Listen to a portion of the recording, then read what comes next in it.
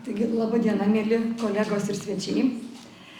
Apžvelgdama Panevėžio kraštotyros muziejaus pastarųjų 3 dešimtmečių veiklą, paanalizuosiu muziejaus vaidmenį bendrame Panevėžio miesto kultūros lauke. Apžvelgsiu, kuo ši institucija svarbi ir ryški. Remsiuosi muziejaus veiklos rezultatais ir jų analizę, kolegų ir savo darbo patirtimi, publikacijomis ir įžvalgomis. Panevėžio kultūros įstaigų darbuotojų atsiminimais. Šiame pranešime išsikeltą tikslą apžvelgsiu fragmentiškai. Visą detalesnį informaciją analizę rasite publikuotame straipsnių rinkinyje. Pranešime aprašydama kolegų veiklą jų pavardės pateikiu abėcėlės tvarka. 2011 metais muziejaus kolektyvas suformulavo įstaigos misiją – visuomenę kviesti kartu keliauti laiku, atminties ir pažinimo takais, suteikiant saviraiškos augimo ir bendravimo galimybės, vardan ateities ugdyti pilietiškumą, pasididžiavimą savo kraštu, iš dūšios iki paskutinio atodūsio. Ši formuluotė nusako pagrindinius muziejaus tikslus – atskleisti ir pristatyti Panevėžio miesto ir krašto istoriją, ugdyti pilietiškumą ir puoselėti etninį paveldą, siekiant pažinti praeitį ir padėti susivokti dabartyje, savo darbą dirbti su meile ir ūpu. Panevėžio praeitį muziejus įprasmina ir pristato įvairiais būdais. Iš jų vienas svarbiausių – kelių muziejininkų kartu sukaupti gausūs muziejinių vertybių rinkiniai, jų tyrimas ir viešinimas. Šių metų sausio 1 dienos duomenimis muziejuje yra saugoma eksponatų skaičius perkopė 125 tūkstančius vienetų. Didžioji vertybių dalis glaudžiai susijusi su Panevėžio miesto ir krašto vystymosi sritimis, panevėžiečių gyvenimų, veikla, kūryba. Pastarąjį dešimtmetį eksponatai tapo ypač mobilūs. Jų vaizdai iš saugyklų į pasaulį iškeliauja per įvairių įstaigų rengiamas kilnojamąsias ir virtualias parodas, kaip informaciniai ir meniniai sprendimai naudojami miesto erdvėse, kaip iliustracijos knygoms, vadovėliams, enciklopedijoms, periodikos ir interneto leidiniams, konferencijų apipavidalinimui.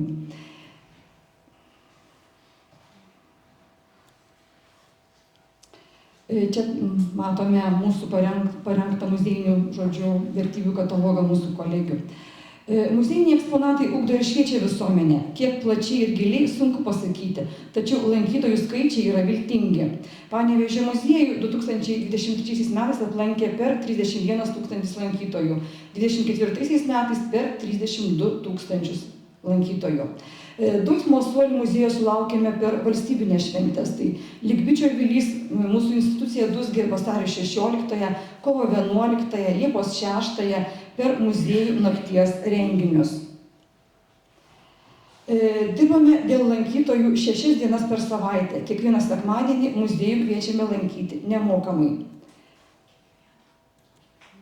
Viena iš svarbiausių muziejaus veiklų – ilgametis muziejininkų darbas vykdant miesto ir krašto istorijos, paveldo, etnografijos, kultūros, švietimo tyrimus ir jų sklaidą.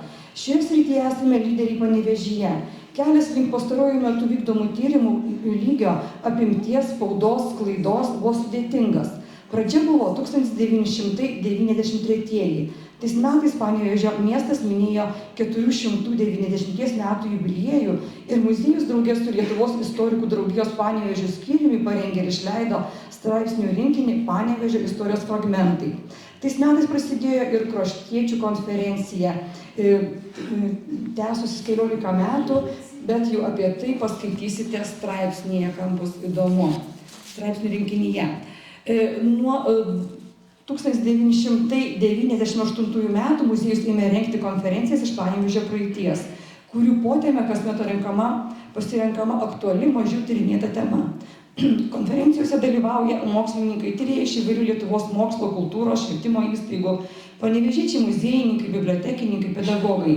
Šių konferencijų iniciatorius ir variklis yra muziejaus vadovas daktaras Arūnas Astramskas. Per 1998 iki šių metų yra surengta 25 konferencijos iš Panevėžio praeities. Ir šiose konferencijose Panevėžio muziejininkai perskaitė 52 pranešimus. Pradžioje muziejininkai savo jėgomis leido konferencijų pranešimų santraukas, tai patys redagavo, maketavo, spausdintuvus spausdino ir panašiai. O nuo 2004 metų konferencijų medžiaga sugula straipsnis į muziejus leidžiamas knygas. Taigi nuo 2004 metų iki šių metų muziejus išleido 17 konferencijos iš Panevėžio praeities skirtingų potėmių knygų. Čia, taip, žodžiu, pranešimų santraukos. Ir, kaip jau minėjau, 17 konferencijos leidinių. Kitose Lietuvos didžiosiuose miestuose humanitarinių mokslų tyrimus organizuoja universitetai ir institutai, o Panevėžyje šioje srityje pagal galimybę sėkmingai darbuojasi muziejus ir miesto bei apskrities bibliotekos. Džiugu, kad Panevėžio kultūros paveldo įstaigos šioje srityje bendradarbiauja, viena kitą palaiko, pataria, vieni iš kitų mokosi. Beveik visose mieste vykstančiose reikšmingesnėse istorijos, kraštotyros, etninės kultūros konferencijose kaip lektoriai dalyvauja Panevėžio muziejininkai. Išskirtinis muziejininkų istorikų darbas buvo dalyvauti rengiant knygą Panevėžys nuo 16 amžiaus iki 1990 metų. Sudarytojas Kęstutis Gudas, redaktorius Algis Kasperavičius, jau šviesios atminties abu istorikai yra. Autorių kolektyvo parašyta miesto istorijos studija skirta Panevėžio 500 metų jubiliejui. Šiai knygai straipsnius parengė muziejininkai Astramskas, Gaidelienė, Juškienė, Petrulienė, Pilkauskas, Vaičikonytė. Knygos išliekamoji vertė yra svarbi ir pamatinė. 735 puslapių leidinyje išsamiai pateikta miesto istorijos dėlionė. Muziejuje suformuotas dėmesys tiriamajam moksliniam darbui išaugino 3 humanitarinių mokslų daktarus. Tai etnomuzikologą Gvidą Vilį, fotografijos istorikę Zitą Pikelytę, istoriką Arūną Astramską. Muziejuje daug dėmesio skiriama fotografijos rinkinio formavimui, tyrimui, publikavimui. Ir taip pat sekančioje skaidrėje pristatau muziejininkų parengtas knygas partizanų istorijos ir sąjūdžio temomis. Muziejininkai yra aktyvūs miesto periodinių leidinių bendradarbiai. Kiekviename Panevėžio kultūros ir istorijos žurnale Senvagė rasime vieną ar kelis muziejininkų straipsnius. Ir per 10-metį pastarąjį šiame žurnale muziejininkai publikavo 43 straipsnius.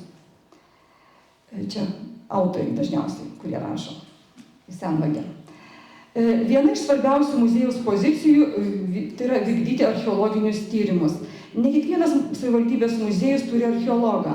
Mūsų muziejuje toks specialistas dirbo nuo 1975 metų. Archeologė Alfreda Petrulienė tyrinėjo kapinynus ir senovės gyvenvietės Panevėžio rajone, Panevėžio miesto senamiestį ir Laisvės aikštę.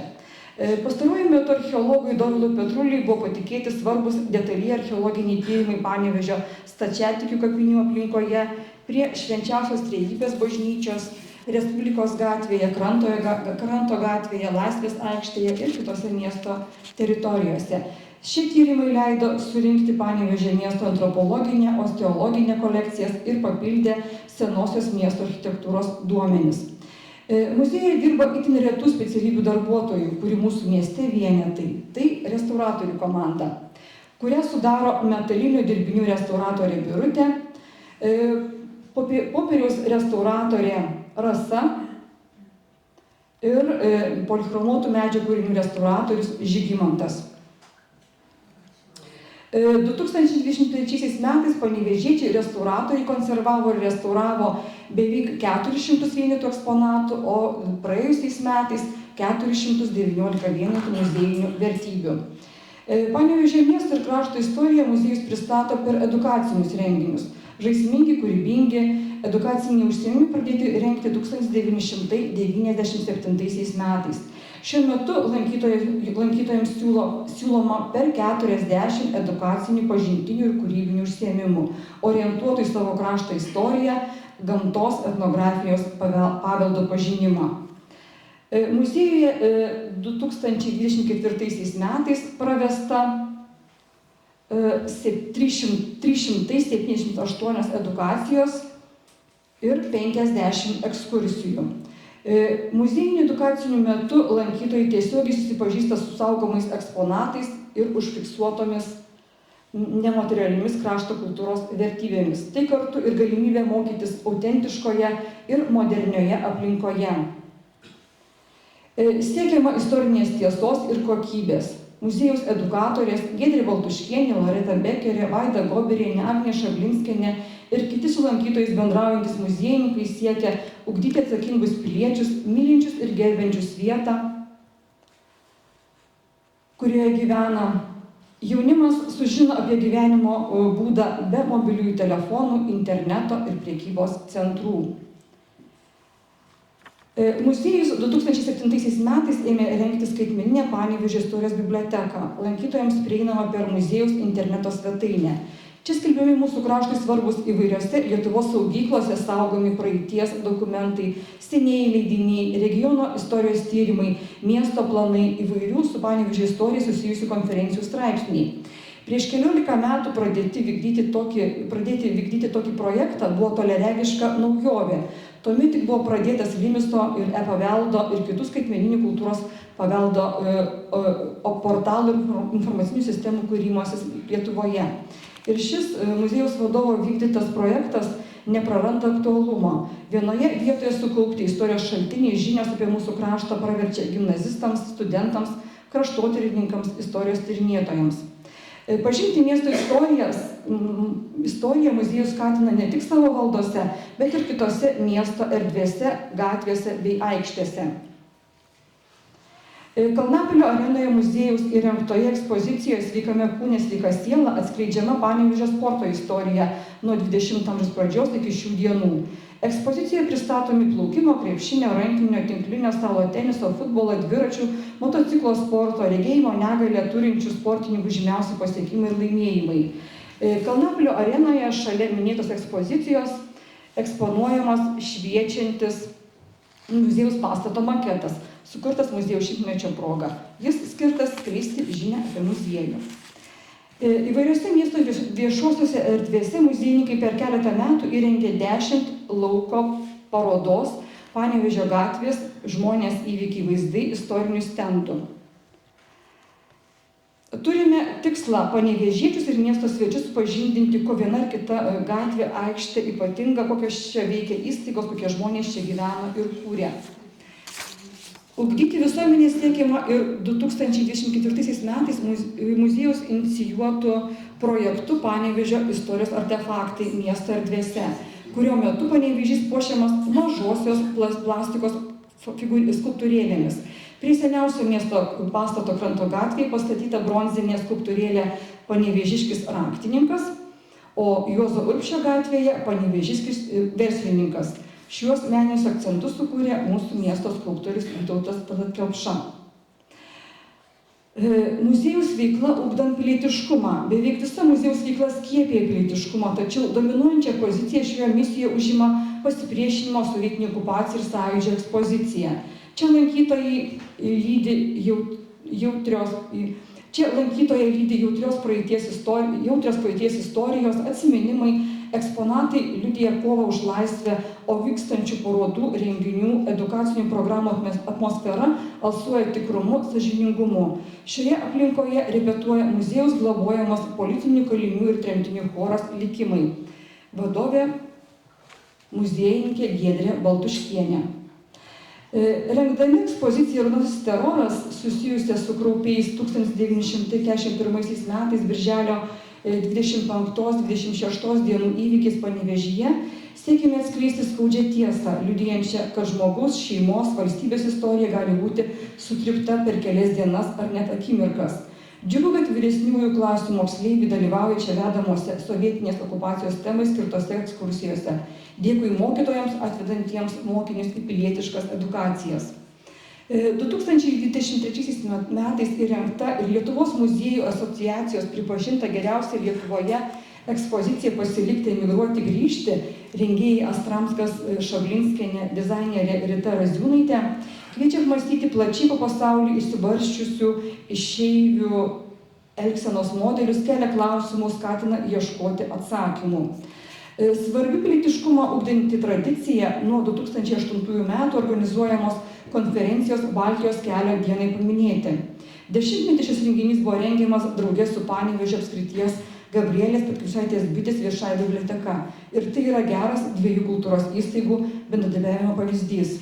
Nuo 2022 pereita prie forumo diskusijos formos, skatinančios pasisakyti ir aktyvesnius dalyvius.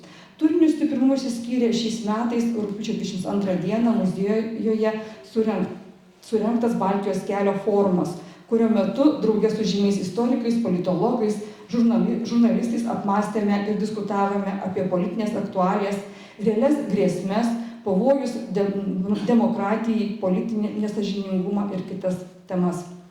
Muziejus nuo 2014 metų organizuoja Lietuvos Respublikos Seimo įsteigto Gabrielės Petkevičaitės bitės Tarnaukime Lietuvai atminimo medalio teikimo ceremoniją. Kasmet kovo 30-ąją Gabrielės Petkevičaitės bitės gimimo dieną Panevėžyje vyksta iškilmingas renginys, kuriame pagerbiami dori, pilietiški, darbštūs, visuomeniški asmenys, piliečių bendruomenės asociacijos. Atsižvelgęs į Gabrielės Petkevičaitės bitės viso gyvenimo veiklą, Seimas yra įsteigęs 4 nominacijas. Šią iškilmingą ceremoniją Panevėžio miesto savivaldybė jau daugiau kaip 10 metų yra patikėjusi rengti muziejui. Muziejininkai atlieka didelį organizacinį darbą, kuria scenarijų, kviečia laureatus, viešina renginį. Ir jau daugelį metų tai organizuoja Vitalija Vasiliauskaitė, Violeta Venskuvienė, už viešinimą atsakinga Ieva Varanavičienė. Muziejaus veikla puoselėjant etninę kultūrą. Panevėžyje, kaip ir visoje Lietuvoje, etninė kultūra išgyvena didelį atotrūkį nuo visuomenės. Patogus, greitas, lengvas, pramogas siūlantis miestietiškas gyvenimas beveik yra išstūmęs supratimą apie gilias šaknis turėjusias šeimos tradicijas, kalendorinių švenčių papročius, tarmes, tautinio kostiumo dėvėjimą, pagarbų elgesį su senoliais, su tėvų ir senelių atmintimi ir panašiai. Dirbančius etninės kultūros srityje mūsų mieste galima suskaičiuoti ant pirštų. Ir etninę kultūrą puoselėjančios muziejininkės Vitalija Vasiliauskaitė ir Lina Vilienė yra tikros šios srities profesionalės.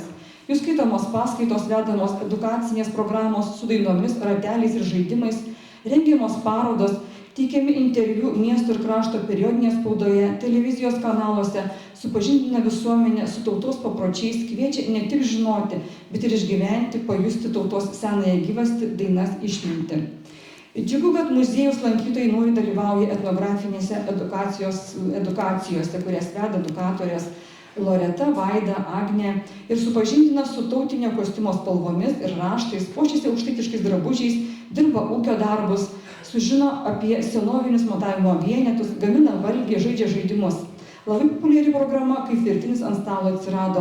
Jos dalyviai išgirdę kulinarinę virtinių istoriją skatina pačiu pasigaminti aukštaitišką valgį, patiems skanauti virtinius. Muziejus yra organizavęs ne vieną miesto renginį, susijusį su kalendorinėmis šventėmis miesto gimtadieniu. Kolektyvai, kurio darbo profilis nėra organizuoti masinius renginius, tai buvo didelis išbandymas.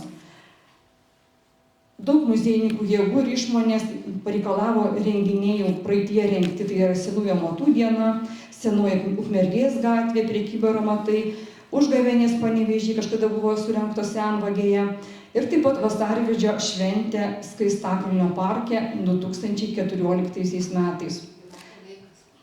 Ir naujos veiklos kryptis. Nuo 2024 metų ėmėme rengti didelės apimties muziejaus dabartinės erdvės praaugusius renginius, tai yra parodas ir jas lydinčius renginius. Bendradarbiaujant su Lietuvos nacionaliniu muziejumi, praėjusiais metais buvo surengta paroda Etnografinis opartas muziejų kolekcijose. Joje pristatytas tradicinės tekstilės ir optinio meno dialogas. Paroda su paskaitomis, ekskursijomis ir edukacinė veikla veikė Panevėžio miesto dailės galerijoje. Na, o muziejus šių metų visai neseniai, spalio pabaigoje, miesto dailės galerijoje surengė tarptautinę parodą Liaudos žemė, kas slepia Senkievičiaus dėžutę. pristatančią bendrą lietuvių ir lenkų paveldą, rašytojo Henriko Stankevičiaus ryšius su Lietuva, romane Tvanas perteikta bajorijos gyvenimo mūsų krašte, vietos bajorijos reakcija į šį literatūros kūrinį. Toliau pateiksiu dar keletą tokių nuotaikingų istorinių kolektyvo nuotraukų, kurios apibūdina mus kaip linksmą, kūrybingą ir draugišką kolektyvą. Iš istorijos čia keletą parinkau. Ir apibendrindama pateiktus faktus ir įžvalgas apie Panevėžio kraštotyros muziejaus vaidmenį miesto kultūros gyvenime, reziumuoju, kad muziejus yra svarbus, saugant kultūrą, istoriją, etninį paveldą, formuojant pilietiškumą, vietos tapatybę. Jis padeda burti bendruomenės, kurti ir palaikyti kultūrinio gyvenimo pulsą mieste.